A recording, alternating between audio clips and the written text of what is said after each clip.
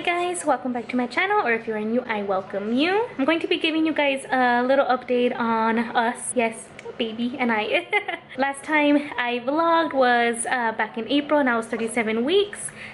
So you guys definitely need an update on how things have been going. So this is kind of like a little postpartum vlog. It's gonna be very chit-chatty, so I hope you're ready for that. So get comfortable. I'm gonna kind of just, I guess, go through our birth story and kind of how it's been going since then. It is Thursday, June 19th, and so yesterday was exactly 8 weeks since he was born. So if you're counting by the days, like by the weeks, because he was born on April 23rd, so that was a Wednesday. So if you're counting Wednesdays, it's been 8 weeks, but this upcoming Monday actually is the 23rd of June, so that will be like his 2 months. What, baby? What? I have him on my lap. He's giving him his little massages on his feet. So I guess I'll get started there. They did schedule me for an induction, and the reason for that were medical reasons. I mean, I'm not a doctor, so I didn't I did my research, but like, I don't know, what's best, but they told me it was best for us, for me and baby. I did have gestational diabetes like later on in the pregnancy, so that was one of the reasons for it. And also baby was coming in really small, so they didn't want to prolong the pregnancy because it was better to get him out earlier than later. Oh, he's getting uncomfortable. Hold on.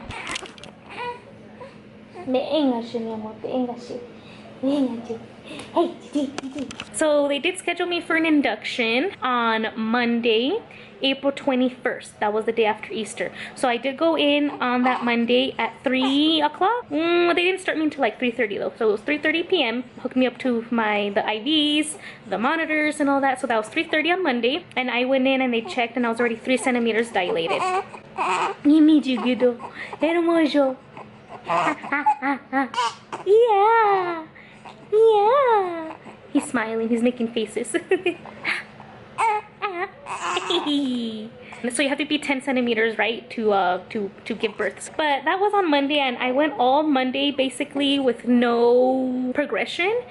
And then so Tuesday came around and I was 4 centimeters, and then and this was like at 4:30 in the morning. They came in and they said, we're gonna break your water.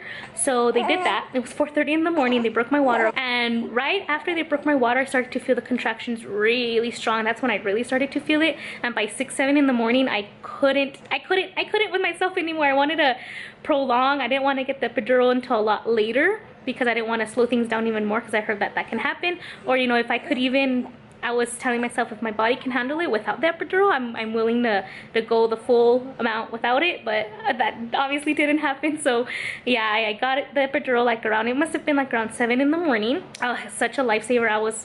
After that I was chilling. Yeah, the contractions pains were really bad. So that was Tuesday morning, and I was just progressing really slow. And so Tuesday was actually, it was April 22nd. In a way, I kind of wanted him to be born on that day because that was my grandma's birthday, actually, on April 22nd. And that's also one of Victor's brother's birthdays. So in a way, I kind of wanted it. I wanted him to be like a birthday twin with my grandma. But at the same time I was like, oh, it'd be cool if he has like his own different birthday. But I was progressing really slow. They kept changing me positions. They tried lots of things so that I can dilate faster. Salud! Bless you, mi amor. Yeah, I mean, I didn't feel the pain after the epidural. It was just progressing really slowly. I wanted baby to be okay. Finally, around midnight, so this was already going into Wednesday midnight, they said, okay, you're 10, you're ready, let's get things going. I'm like, what? I had woken up from a nap. They got all the stuff ready. The people came in, and then I started pushing, and he was officially born on Wednesday, April 23rd at 2:06 a.m. I didn't feel a thing. It was fun. Victor was with me the whole time. He actually helped, with the whole process.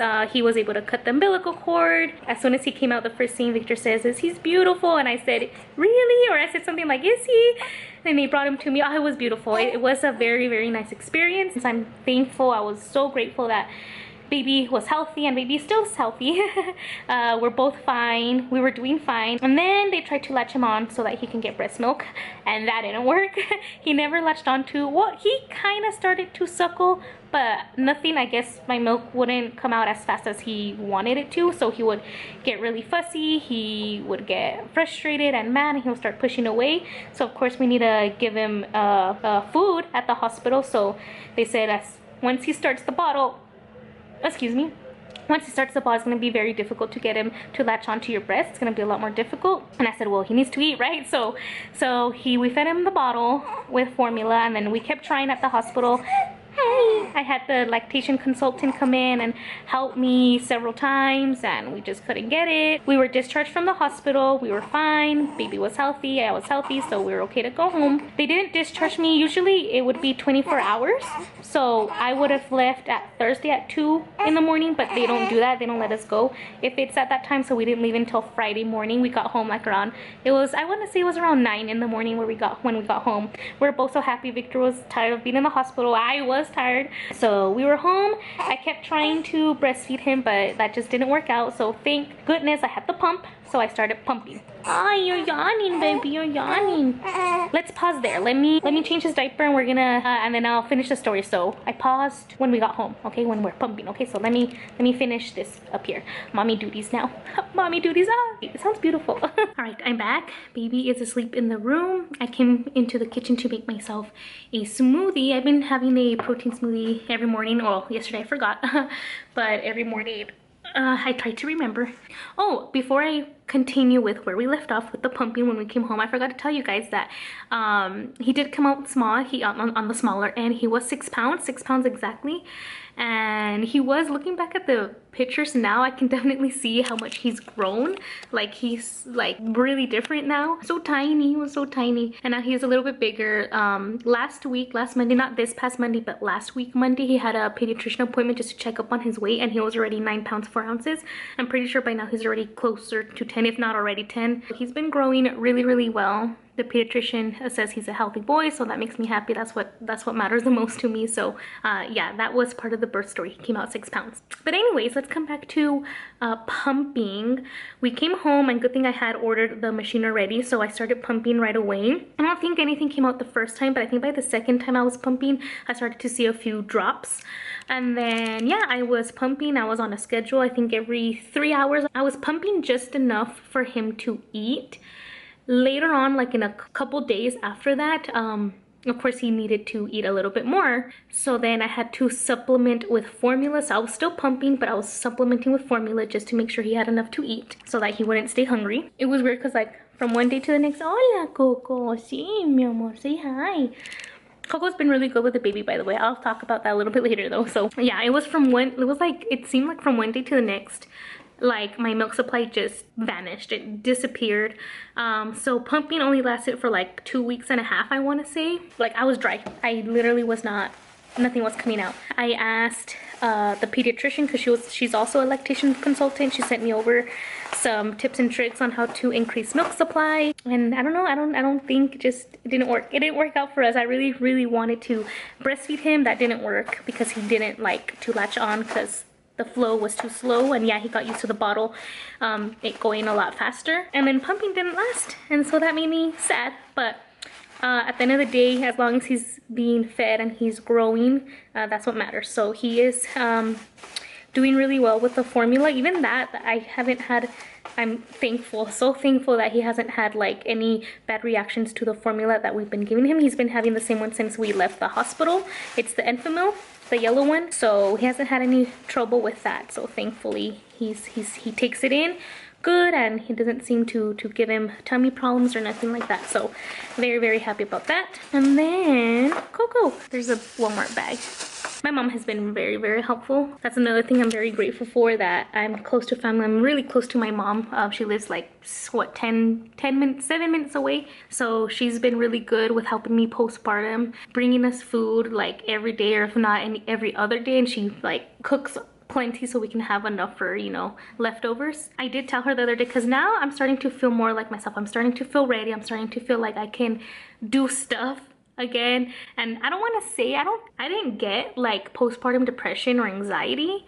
I don't think, because I didn't feel like sad. I didn't feel any of that stuff. I feel actually really happy, and I can laugh about things. But I did feel different. I don't know how to explain it exactly, but just something happens where you just feel like adjusting.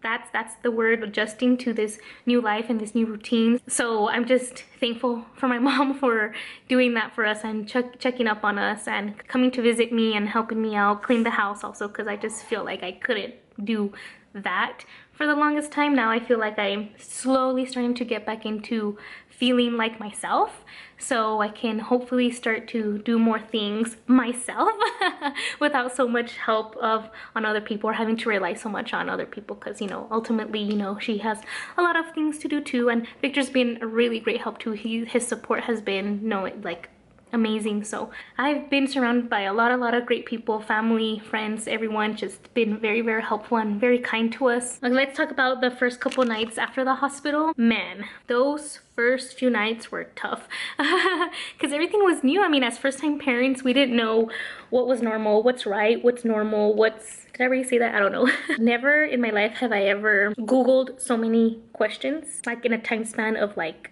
5 minutes.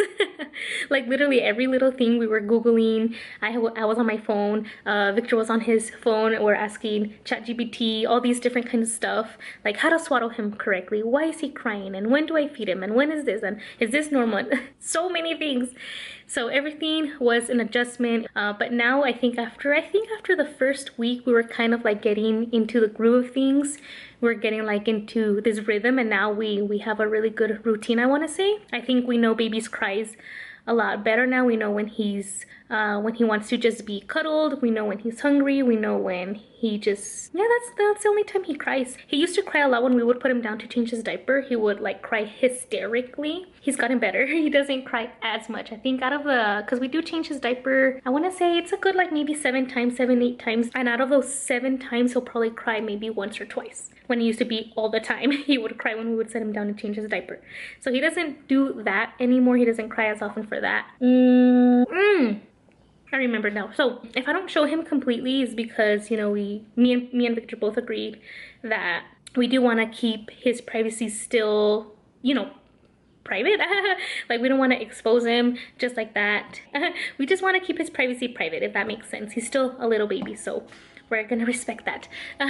Coco and Maggie, when we got home, I think Maggie was more excited to just see me and Victor come home. I don't think she really noticed or cared for the baby being home. She was just more excited to see us be back home. But she's been really good. I wasn't worried about Maggie because dogs in general and golden retrievers in general are usually good with kids anyways. So I wasn't worried about Maggie having a problem with the baby. What I was worried about is this one right here.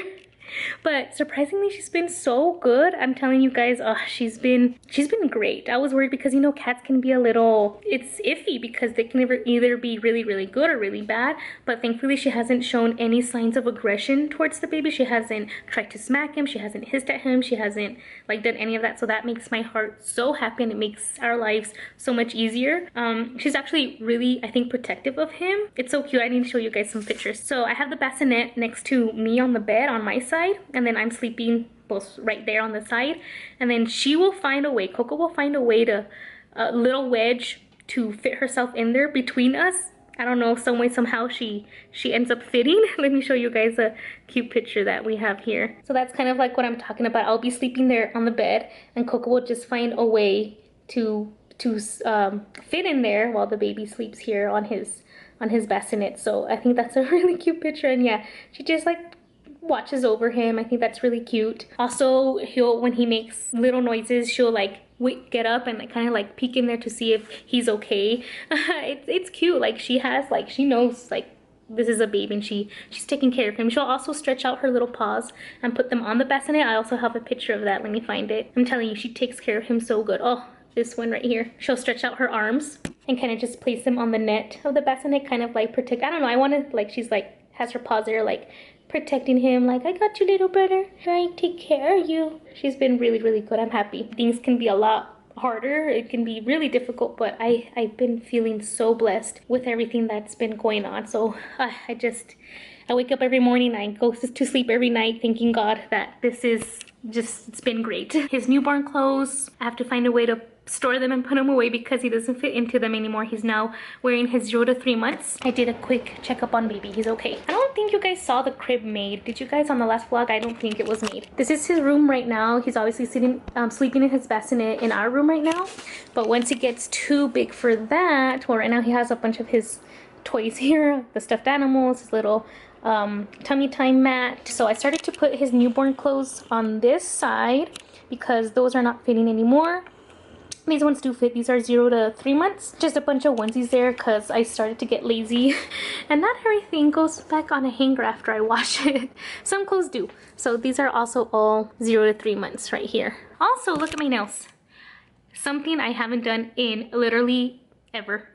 In years. I actually have to cut them again. They grow super fast. I had cut them just a month ago.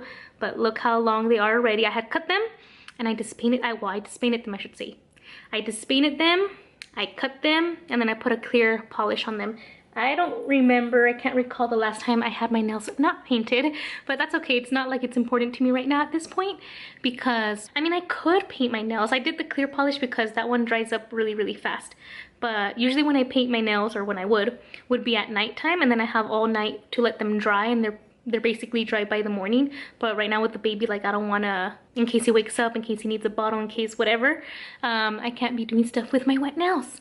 And I don't want to be, you know, it makes sense in my head. I know Victor can do it. He can take over the night shift if I got him like on a weekend or something that he doesn't have to wake up early for work the next day. But still, I don't know. To me, that's not a priority right now. My nails are fine how they are, and I was thinking about it, and if I do paint them, I would have to paint them very, very often because I am washing my hands a lot more. I'm washing a lot of dishes. I'm washing like bottles like crazy. I'm gonna go ahead and finish my smoothie right now. Oh, I need to put in the laundry. I need to put mine and Victor's clothes to wash. Something real quick that I forgot to mention right now that I was looking at my legs in the reflection of the washer. I totally forgot to mention. I was so swollen postpartum.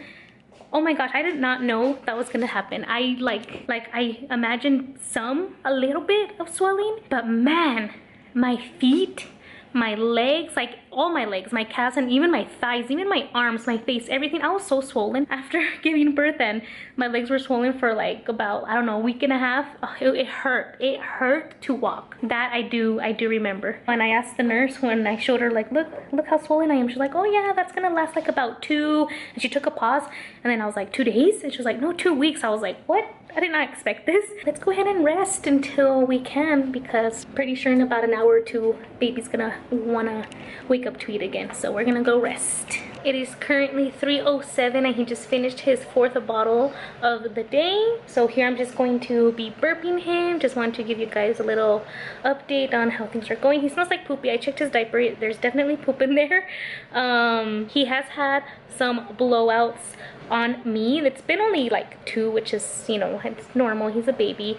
I'm changing his diaper. I thought I was gonna be a lot more grossed out by it. Like, I've always been, I know, I've always been like a little bit grossed out by things. Like, I'm easily grossed out by things. So I thought like changing his poopy diaper was gonna be a problem for me, or I was gonna be like gagging.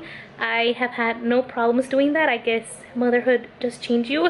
Also, I mean, I know we are keeping his privacy, so we're not gonna be like showing off his face or whatever, but just so you guys get like an idea of like what he looks like, he's literally Victor's twin. He is identical. His hair was really dark when he was born. Now it looks like it's gotten lighter. His eyebrows there were opposite. His eyebrows, you can see the little hairs, but they were so blonde, like you literally cannot tell that he had eyebrows. And now they're looking like the same color as his head hair. Who am I, chiquitito? Who am I? Mama, mama, mama, mama, mama, mama. And stretch. Again. And stretch. Slow. Fast. Slow. Fast. Stretch up. Oi. And stretch down. Oh yeah.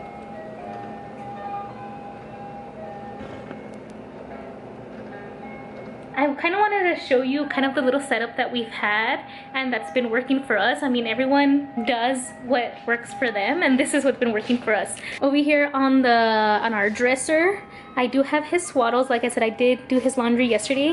This is what we've collected so far from them. So that's his little basket. These are the swaddles. I think we need to start transitioning him into maybe a sleep sack pretty soon. He's not rolling over or anything yet, but I just want to do it sooner rather than later. These have been really good so far. This one was his favorite for a really long time, but it's a little bit smaller, so it's starting to fit him a little bit small. Right now this one is pretty big and this one's really big. These ones are a little bit hotter, so I don't really use them for him to sleep in. But yeah, these two are big and really good, and they're lightweight. This one's a little bit smaller, but it's the same material. And then here, this little caddy, of course, he has his diapers, his wipes, and his aquifer little ointment thing. And here, this is the towel. We set it up on the bed, so I kind of just come over here and without the wrap, right? And then just go like this, and I place him there, and this is where we change him. We don't have a changing table, so this is what we use for diapers. And yeah, Coco really likes the swing too. You should see this. Coco, you stopped it from swinging. Yeah, because you rub your head on it. And then it swings and then she stops it. She's like, rub my head. Let your baby brother swing on it. Yeah. Come here. Use my foot instead. Yeah, come here. Oh, yeah. So right now, when I put him back to sleep, I'll probably go ahead and fold the laundry. It's already in the dryer. Hey, this is what I look like most days now because this is how I feel most comfortable. I know a lot of people recommend like getting up and actually getting ready for the day. That doesn't work for me. I don't know. For me, if you do it, you do you. It works for you. By all means, keep doing it. Not for me though. I am not the type of person. If I don't have anything to do, nowhere to go, I'm not gonna be putting on makeup and getting ready. I will brush my teeth. That I don't skip. And then I just stay in my pajamas. Sometimes I have to switch out my pajamas because he'll pee on me or he'll spit up on me or something happens. I don't need to be changing clothes and doing more laundry. This past weekend though, I was surprised. There was 3 days in a row I had to get ready. I was like, wow, I haven't done this in a while. On Friday we had a 50th birthday celebration, so I got ready for that. On Saturday we had professional photographs taken, so I got ready for that. And then Sunday was Father's Day, so I got ready for that too. So that was 3 days in a row. I was like, wow. Wow, 3 days in a row. Hi, mi chiquito, he's starting to yawn. Are you getting tired? Are you getting tired now? Nom, nom, nom. So I didn't put away the laundry when I said I would. Baby ended up taking a nap on my chest and I felt so comfortable, and he was too, so I didn't want to move him. We stayed there for a good maybe 20 minutes and then I moved him over to his bassinet. He was fine for another 20 minutes, but then he woke up, started crying, so then I got him again, and then he took another nap on me, and then he was starting to wake up, get a little bit fussy, and then Victor got home. He took over. I did eat some spaghetti that my mom brought over yesterday, and now when Victor did get home, he took over. He gave baby another bottle, changed his diaper. Right now he is asleep. Both of them are asleep. Victor's taking a nap. He falls asleep so easily. I wish I could.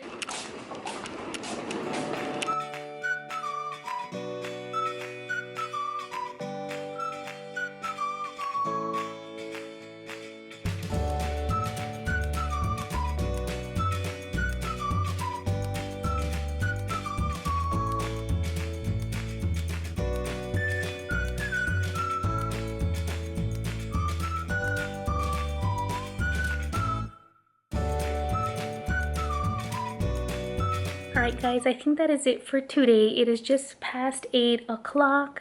We're just hanging out in the bed. I came to the living room real quick just to close out this vlog. Yeah, I just wanted to come on here and say thank you guys. I know it was a very talkative vlog.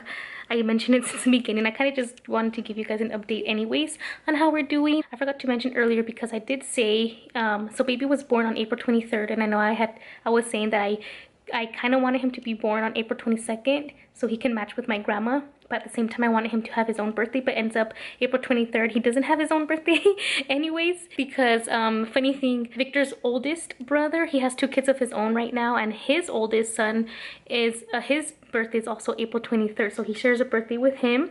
And then also one of Victor's cousins, her birthday is also on April 23rd. So it's crazy how 3 people in the family so far are on that exact same day. And not only that, but I don't know, April's like popular in his family or something, because a lot of his family members their birthdays are in April. I think we're counting them the other day. I think it's about like 8 or 9. So I don't know what it is. Out of all the months of the year, April's just a popular one. And also I just want to quickly mention any mamas out there, and it doesn't matter if you're not a first-time mom like myself, you could be a mom with several kids.